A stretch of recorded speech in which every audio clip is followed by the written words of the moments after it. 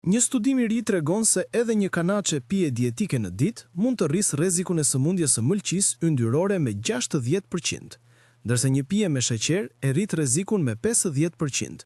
Kjo sëmundje, e njohur si NAFLD, ndodh kur yndyra grumbullohet në mëlçi edhe te njerëzit që nuk pinë alkool. Me kalimin e kohës, mund të çojë në cirroz dhe madje kancer të mëlçisë. Sot, thuajse 4 në 10 njerëz në SBA vuajnë nga kjo gjendje. Autori I studimit, Lihe Liu, thot: "Shumë njerëz mendojnë se pije dietike janë të sigurta, por studimi ynë tregon të kundërtën." Studimi analizoi 124.000 persona për 10 vite dhe zbuloi: uji ul rrezikun me 13 deri në 15% nëse zëvendëson pije me sheqer ose dietike.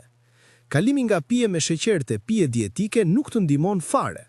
Të dyja llojet e pijeve me sheqer dhe dietike dëmtojnë mëlçinë.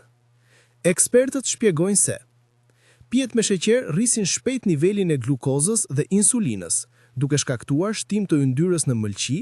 Pije dietike, ndonse pa kalori, mund të prishin bakteret e zorrve, të nxisin dëshirën për të ëmbla dhe të ndikojnë tek insulina. Specialisti I Stanford, Said Jalil, thot: "Ky është vim nga studimet më të forta deri tani.